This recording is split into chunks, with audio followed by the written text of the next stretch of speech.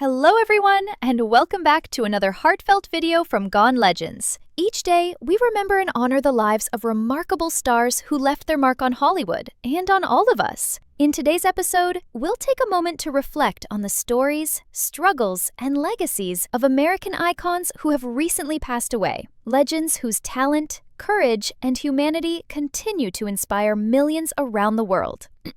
Before we begin, please take a second to like this video, subscribe to the channel, and share it with others who remember these incredible individuals. It really helps our community grow and ensures that their stories are never forgotten. Thank you so much for watching and for keeping the memory of these extraordinary lives alive. Now, let's begin today's tribute. Earl Simmons, known to the world as DMX, was born on December 18, 1970, in Mount Vernon, New York. From the very beginning, his life was marked by struggle, but also by extraordinary talent and resilience. Growing up in Yonkers, he faced poverty, abuse, and hardship from a young age. Yet through all of it, he found his voice, a voice that would one day roar across the world. DMX's music was unlike anything that came before. His raspy tone, raw delivery, and emotional honesty set him apart in the world of hip-hop. When he burst onto the scene in the late 1990s with its Dark and Hell is Hot, he gave the genre a new kind of energy, one that was fierce, spiritual, and painfully real. Songs like Rough Riders Anthem, Party Up, Up in Here, and X-Gone, Give It To You weren't just hits, they were declarations of survival and power. At a time when hip-hop was becoming increasingly commercial, DMX reminded the world of its roots: pain, struggle, faith, and redemption. His lyrics reflected his battles, with addiction, with fame, and with his own inner demons. He never hid his scars. Instead, he wore them with pride, turning his pain into poetry and his suffering into strength. Over the course of his career, DMX released 7 studio albums, sold millions of records, and became the first artist in history to have his first 5 albums debut at #1 on the Billboard 200. Beyond music, he was also an actor, bringing his intensity to films like Belly, Romeo Must Die, and Cradle to the Grave. But above all, he was a man of faith, one who prayed openly, even on stage, and spoke often about his belief in God and redemption. Tragically, on April 9, 2021, DMX passed away at the age of 50, following a heart attack brought on by complications related to substance abuse. His death sent shockwaves through the music world. Fans, artists, and entire communities mourned not just the loss of a rapper, but the loss of a man who had the courage to live his truth, flaws and all. Even after his passing, DMX's message continues to resonate. His voice, raw, defiant, and full of emotion, still echoes through speakers and hearts worldwide. He showed that strength isn't about being perfect, it's about standing back up after every fall. DMX will forever be remembered as a warrior, a poet of the streets, a prophet of pain and redemption, and a symbol of what it means to fight your demons and still rise again. His music lives on, a testament to faith, honesty, and the unbreakable human spirit. Heath Andrew Ledger was born on April 4, 1979, in Perth, Australia. From a young age, he showed a restless creative spirit, a boy drawn to storytelling, performance, and emotion. Acting wasn't just a dream for him, it was a calling. By his teenage years, Heath had already decided to chase that calling across the ocean to Hollywood, where he would quickly rise to become one of the most gifted actors of his generation. Ledger first caught the world's attention in the late 1990s with films like 10 Things I Hate About You and A Knight's Tale. His charm, intensity, and natural charisma set him apart in an industry full of rising stars. But Heath wanted more than stardom. He sought depth, honesty, and artistic truth in every role he chose.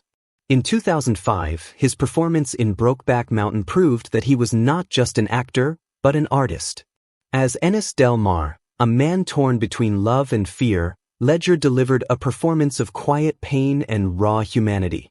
It earned him his first Academy Award nomination, and more importantly, it opened doors for new kinds of storytelling, courageous, emotional, and profoundly human. Then came The Dark Knight. In 2008, Heath Ledger's transformation into the Joker stunned the world. His haunting portrayal of chaos and madness was mesmerizing, so real, so unpredictable, that it redefined what a comic book villain could be. Ledger threw himself completely into the role, crafting a performance that was both terrifying and unforgettable. It became one of the most acclaimed acting achievements in film history. But behind the brilliance, Heath struggled with the pressures of fame, exhaustion, and insomnia. On January 22, 2008, he tragically passed away at just 28 years old from an accidental overdose of prescription medications. His sudden death sent shockwaves through Hollywood and broke the hearts of fans around the world. Months later, his work in The Dark Knight earned him a posthumous Academy Award for Best Supporting Actor, a bittersweet recognition of the extraordinary talent the world had lost far too soon. Heath Ledger's artistry lives on through his performances, through the fire in his eyes, the truth in his voice, and the courage with which he approached every role. He was a reminder that acting is not just pretending, it is becoming. And though his time was short, his impact remains eternal.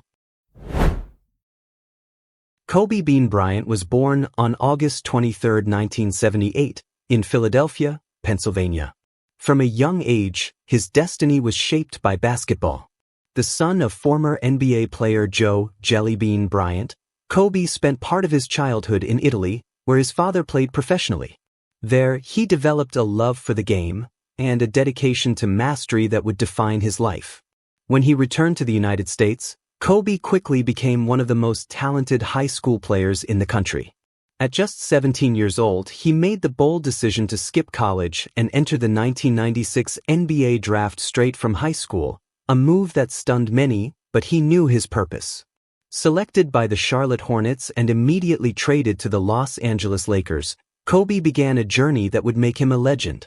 Over 2 decades with the Lakers, Kobe Bryant built one of the most storied careers in NBA history. A 5-time NBA champion, 2-time Finals MVP, and 18-time All-Star, he was relentless in pursuit of greatness. His intensity on the court, known as the Mamba mentality, became a symbol of excellence, not just in sports, but in life. For Kobe, greatness wasn't a gift. It was a commitment earned through sacrifice, discipline, and an unbreakable spirit. Kobe's duels with Michael Jordan, his partnership with Shaquille O'Neal, and his legendary scoring performances, including his unforgettable 81-point game in 2006, became the stuff of basketball mythology. Yet beyond the numbers, it was his leadership, drive, and mental toughness that made him one of the most respected athletes in history. But Kobe Bryant was more than an athlete. Off the court, he became a storyteller, entrepreneur, and advocate. After retiring in 2016, he turned his creative energy toward inspiring the next generation. His animated short film, Dear Basketball, based on a poem he wrote to announce his retirement, won the Academy Award for Best Animated Short Film in 2018, making him one of the few athletes ever to win an Oscar. He was also a devoted husband and a proud father of 4 daughters. Kobe often said that being a girl dad was his greatest joy. He poured his time and passion into mentoring his daughter Gianna, helping her develop as a rising basketball star with dreams of playing in the WNBA. Then, tragedy struck. On January 26, 2020, Kobe Bryant, his 13-year-old daughter Gianna, and 7 others lost their lives in a helicopter crash near Calabasas, California. The world stood still. Fans from every continent mourned, not just the loss of a sports legend, but the loss of a father, a leader, and a man who inspired millions to chase their dreams with relentless passion. Kobe Bryant's legacy is far greater than the game he mastered.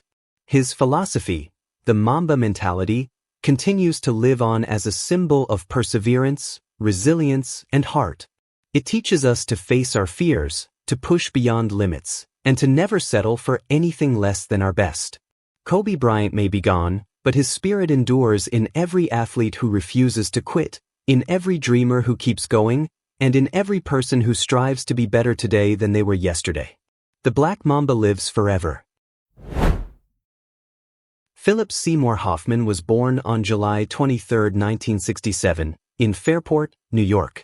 From an early age, he possessed a rare intensity, a quiet focus and emotional depth that would later define him as one of the greatest actors of his generation. Hoffman's journey into acting began with a deep love for the craft rather than the fame that came with it. After graduating from New York University's Tisch School of the Arts, he spent years honing his skills in theater, earning a reputation for complete immersion in every role he played. He didn't just act, he transformed. His film career spanned a wide range of unforgettable performances. In Boogie Nights, he revealed vulnerability behind awkwardness. In The Talented Mr. Ripley, he embodied arrogance and menace with chilling ease. And in Magnolia, his compassion and empathy broke hearts. But it was his portrayal of author Truman Capote in the 2005 film Capote that earned him the Academy Award for Best Actor. Hoffman didn't simply imitate Capote, he became him, capturing both his brilliance and loneliness in a performance that critics called hauntingly real. Beyond Capote, Hoffman delivered some of the most powerful performances of the 21st century.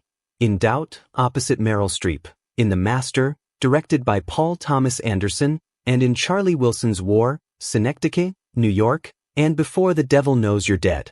Each role was different, yet all carried the same authenticity and emotional truth. But behind his remarkable talent, Hoffman struggled privately with addiction, a battle that shadowed much of his adult life. He spoke openly about his demons, never glamorizing them, but acknowledging them as part of his humanity.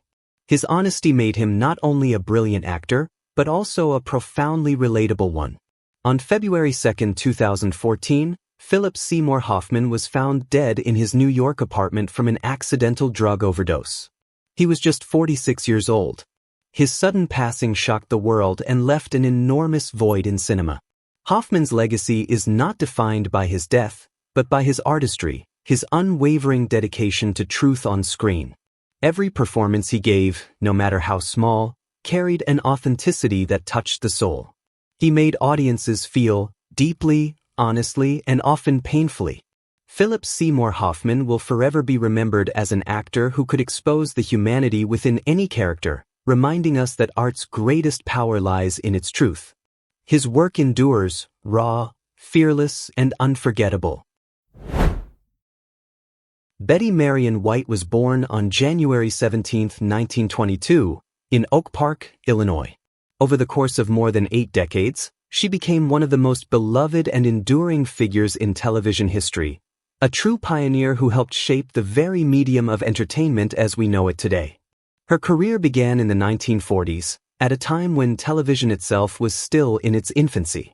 Betty started as a radio performer and soon transitioned to television, where she not only acted but also produced and hosted her own shows, something nearly unheard of for women in that era. In 1953, she co-created and starred in Life with Elizabeth, becoming one of the first female producers in Hollywood. Her creativity and persistence opened doors for countless women who followed. Audiences across generations came to know and adore her through some of the most iconic shows in TV history. On The Mary Tyler Moore Show, Betty White played Sue Ann Nivens, a sharp-tongued, hilarious homemaker with a secret edge, earning 2 Emmy Awards for her performance. Later, as Rose Nyland on The Golden Girls, she captured hearts with her warmth, innocence, and perfect comedic timing. The role became one of television's most beloved characters and made Betty a household name around the world. Beyond comedy, Betty White's legacy was one of kindness and compassion. She was a passionate animal rights advocate, supporting organizations like the Los Angeles Zoo and the Morris Animal Foundation for decades. Her love for animals matched her love for people, gentle, genuine, and full of joy. On December 31, 2021, just weeks before her 100th birthday, Betty White passed away peacefully in her sleep. The world mourned the loss of a legend who had brought laughter, light, and love to millions. Yet, even in her passing, Betty's spirit remained a celebration, a reminder that laughter, empathy, and perseverance can outlast even time itself. Betty White's legacy stretches far beyond television. She was a trailblazer for women in entertainment, a symbol of positivity, and proof that age is never a limit to brilliance. Her humor never faded, her charm never dimmed, and her laughter still echoes in the hearts of everyone who grew up watching her. She didn't just make us laugh, she made us feel connected, hopeful, and human. And that's what makes her a true legend. Robin McLaurin Williams was born on July 21, 1951, in Chicago, Illinois. From a young age, it was clear that he possessed a rare gift, an uncontainable energy that could light up any room. He wasn't just funny, he was alive in a way that made everyone around him feel it too. Williams began his career in stand-up comedy, where his lightning-fast improvisation and boundless imagination made him a sensation. When he leaped onto television as the alien Mork in Mork and Mindy, audiences instantly fell in love with his unpredictable charm and warmth. What followed was a career that defined an era of both comedy and drama. In film, Robin Williams showed the full range of the human spirit. In Good Morning, Vietnam, his humor became a form of defiance in the face of war. In Dead Poets Society, he inspired audiences with the words, "Carpe diem, seize the day." As Mrs. Doubtfire, he made us laugh through tears, proving that love and family can take on many forms. And in Good Will Hunting, he delivered one of cinema's most heartfelt performances, earning the Academy Award for Best Supporting Actor. But behind the joy and laughter, Robin faced his own silent struggles. He battled depression and the devastating effects of Lewy body dementia, a neurological disorder that would ultimately take his life. On August 11, 2014, Robin Williams passed away at the age of 63. His death sent shockwaves around the world, a painful reminder that even those who bring light to others can be fighting their own darkness. In the years since, his legacy has only grown. Robin Williams remains a symbol of laughter, empathy, and humanity, a performer who connected with people not just through jokes, but through heart. His work continues to heal, to comfort, and to remind us of the importance of kindness. Though he is gone, his spirit lives on in every laugh he sparked, every tear he inspired, and every life he touched. Robin Williams showed us the beauty and fragility of being human, and that, perhaps, is his greatest gift of all. Tina Turner. The name alone evokes power, passion, and unstoppable energy.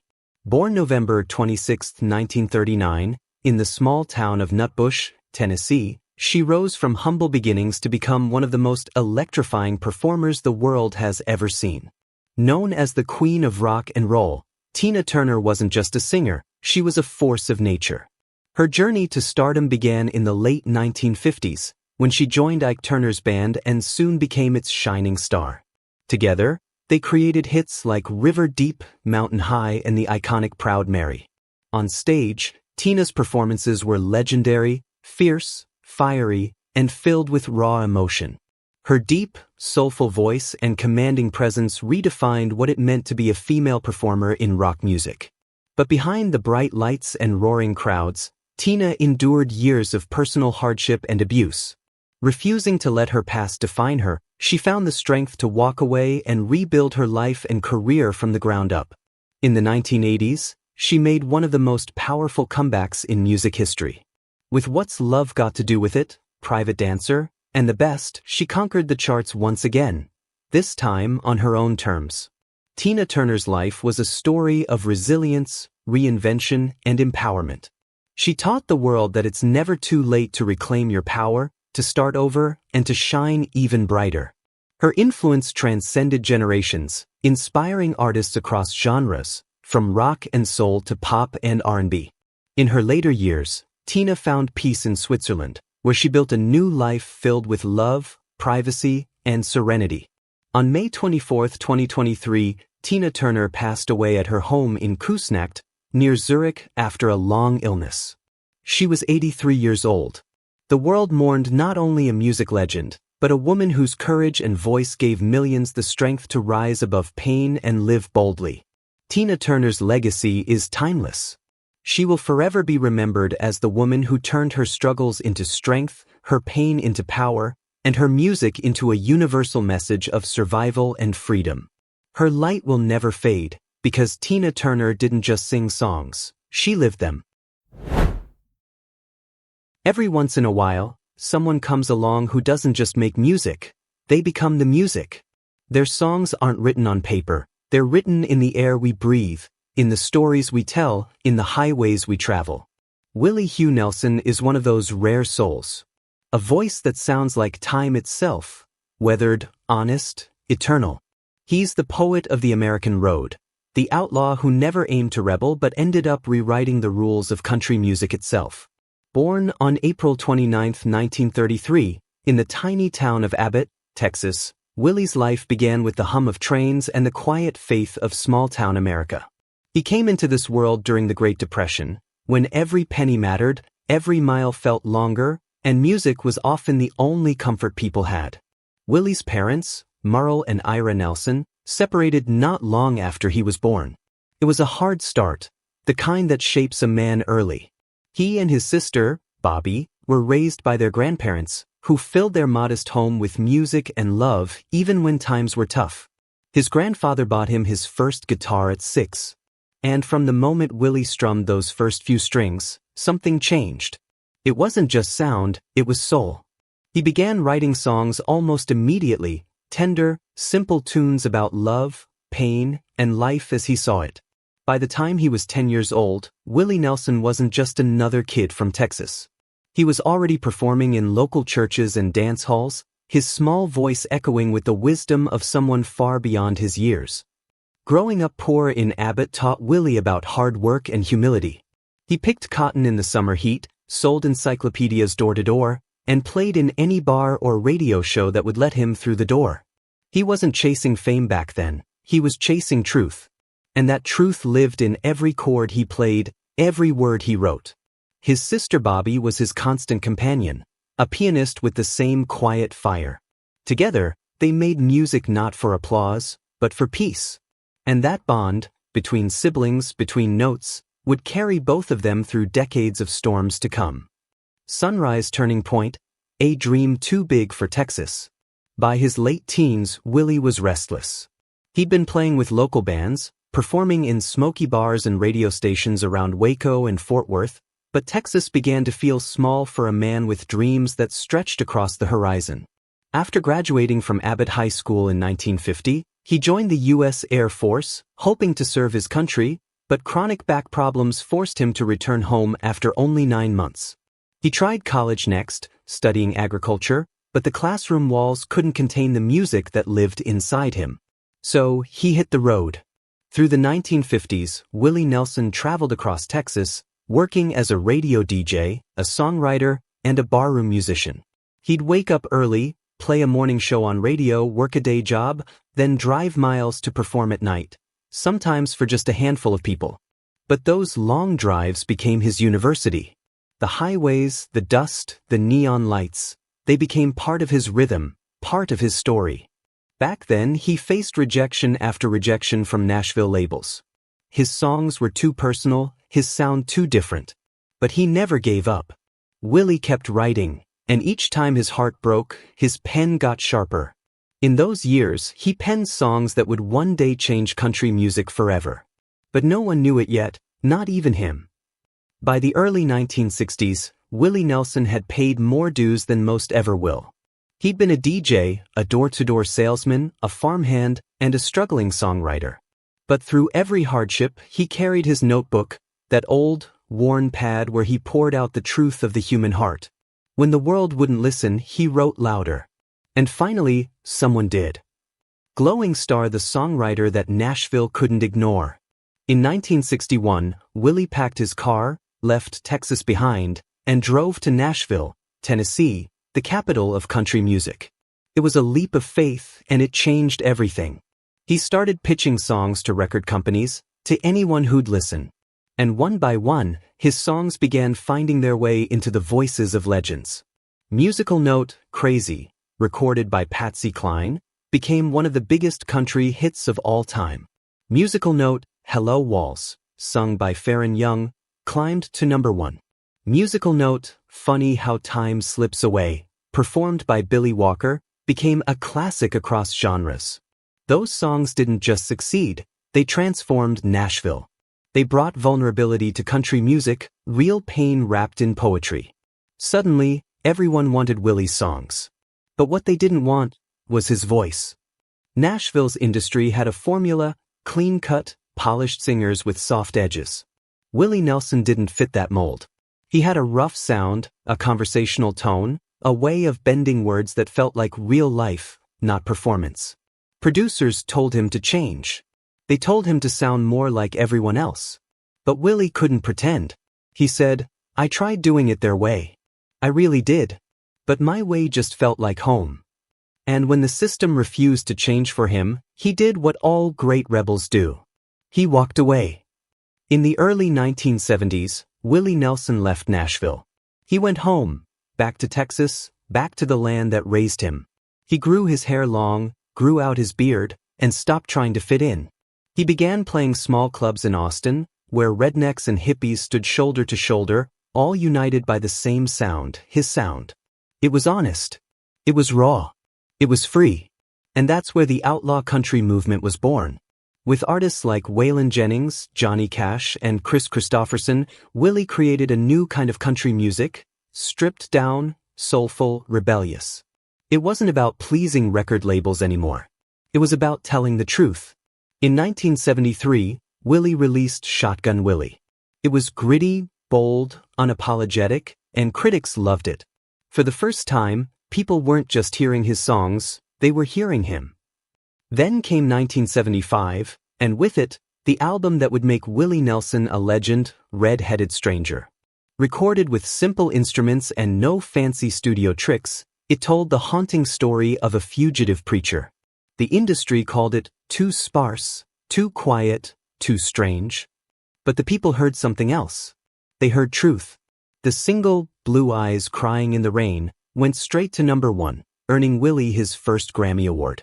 And just like that, after decades of struggle, Willie Nelson became the most authentic voice in country music. He didn't conquer Nashville. He outlasted it.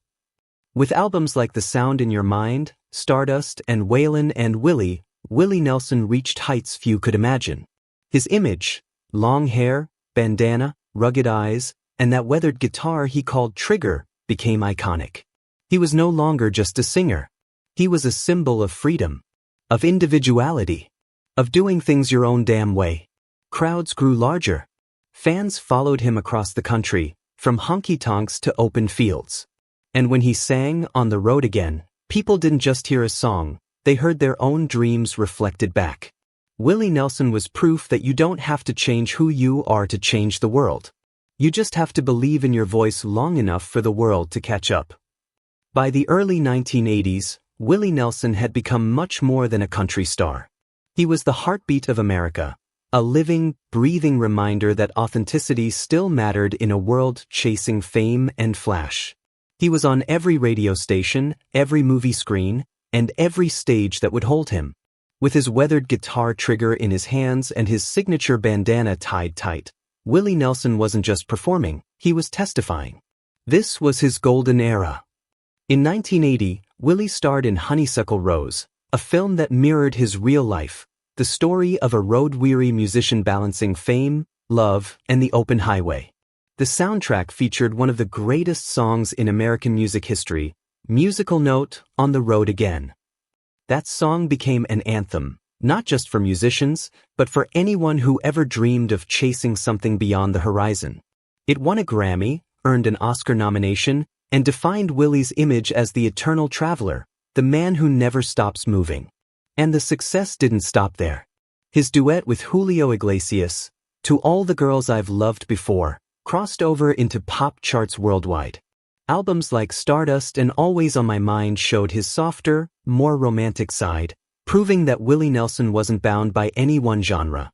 He could sing jazz standards, gospel hymns, or outlaw country ballads, and make each one sound unmistakably his own. That's the magic of Willie Nelson. No matter what he sang, it always came from the same place, his heart. But just as the world celebrated him, dark clouds began to gather. By the late 1980s, Willie's finances were in disarray. Unbeknownst to him, his accountants had mishandled years of taxes. In 1990, the Internal Revenue Service claimed that Willie Nelson owed over $32 million in back taxes.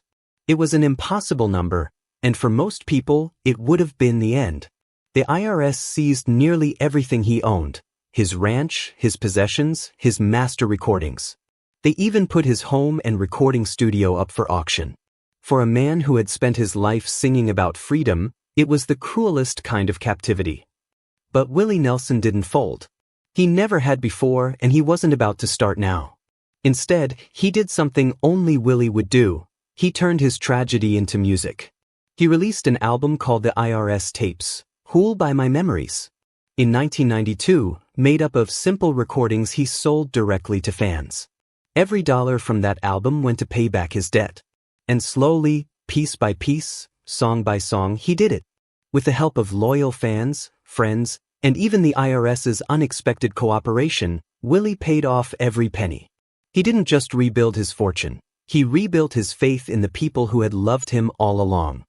Even through those dark years, Willie Nelson never lost his light. He kept touring, kept writing, and kept laughing. His sense of humor became legendary. When asked how he felt about the IRS, he famously said, "They're just doing their job. I just wish they'd do it somewhere else."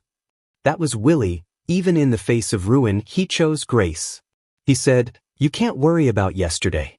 You've got to keep your bus rolling." And that's exactly what he did. In the mid-1980s, even while juggling fame and chaos, Willie never forgot where he came from: small towns, hard labor, and the people who worked the land.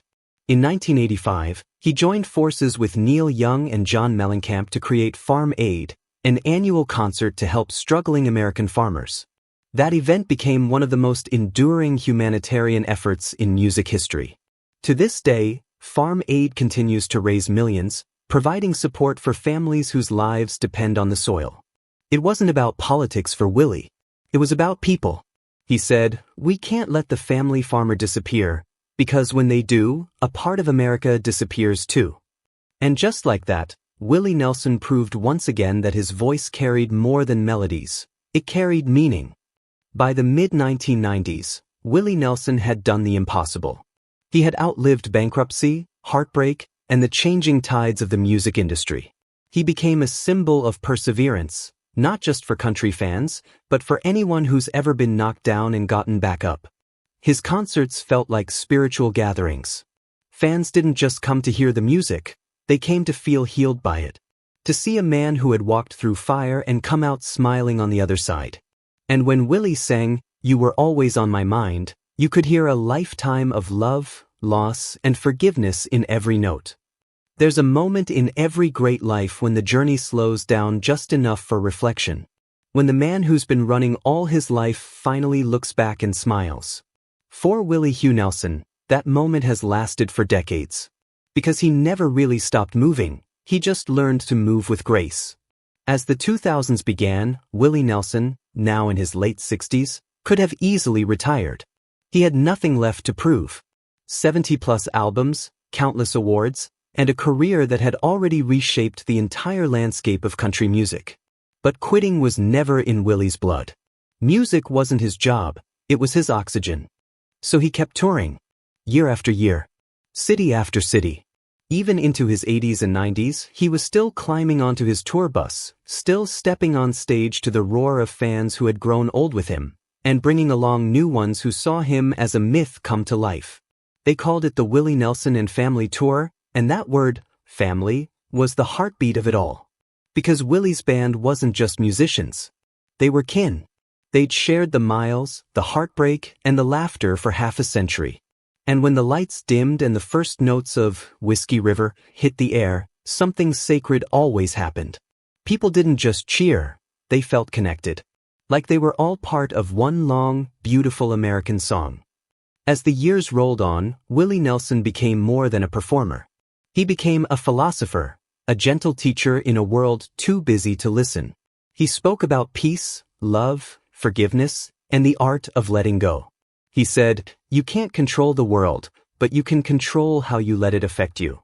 He became an advocate for compassion, for animals, for the environment, and for people from all walks of life.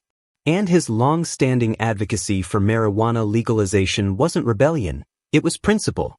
He believed in its medicinal benefits, its power to bring calm to the mind, and its potential to help those suffering. When asked about it, he'd laugh and say, "It's kept me alive this long, I'm not changing now." But beneath the humor was wisdom. Willie Nelson always saw life as simple. love deeply, laugh often, and never let anger take root in your soul. Throughout the 2000s and 2010s, the honors kept coming. He was inducted into the Country Music Hall of Fame, received multiple Grammy Lifetime Achievement Awards, and was celebrated by presidents, poets, and fans alike. He performed at the White House, collaborated with everyone from Ray Charles to Dolly Parton, Norah Jones, and even Snoop Dogg, because music, to Willie, had no walls. He wrote best-selling books about life, faith, and philosophy. And in 2023, at the age of 90, Willie Nelson was finally inducted into the Rock and Roll Hall of Fame, an honor long overdue for the man who blurred the lines between genres and united audiences across generations. Yet through all the praise and the lights, Willie stayed the same. He still preferred the quiet of his ranch in Luck, Texas, where he'd wake up to the sunrise, feed the horses, and sit on his porch with his guitar. Because to Willie, the simple things were always the real rewards. With time, Willie Nelson faced the same heartbreak that comes for us all, the loss of friends, bandmates, and the fading of old roads. He mourned the passing of his sister Bobby Nelson in 2022, his lifelong musical partner and dearest friend. The piano was her voice, and together they had carried each other through nearly 9 decades of life. Her death left a silence in Willie's world that no song could fill. Yet even in grief, he found gratitude. He said softly in an interview, "We played all the songs we were supposed to play together. Now I just listen for her in the wind." And that's the thing about Willie Nelson, even in sorrow, there's peace. Because for him, every ending is just another verse in the song of life. Today, Willie Nelson stands as one of the last living giants of American music. He's seen the world change in ways none of us could have imagined, but somehow he remains timeless.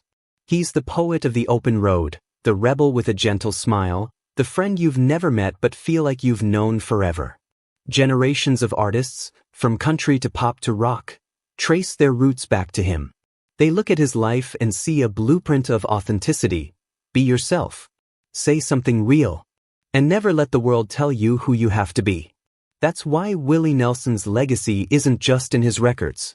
It's in the way people feel when they hear his voice. Comforted, grounded, home.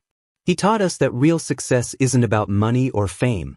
It's about doing what you love, loving what you do, and never forgetting where you came from.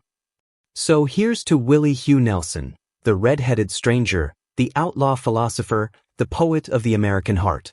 A man who wrote the soundtrack of our lives, with honesty, with courage, and with love. He showed us that art is not about perfection, it's about truth. That freedom isn't about running away, it's about being who you are, wherever you are.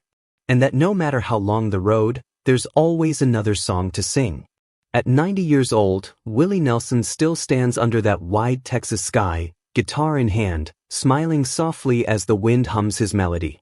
Because legends don't fade, they just keep playing. And as long as there are highways to travel, hearts to heal, and stories to tell, Willie Nelson's voice will echo forever.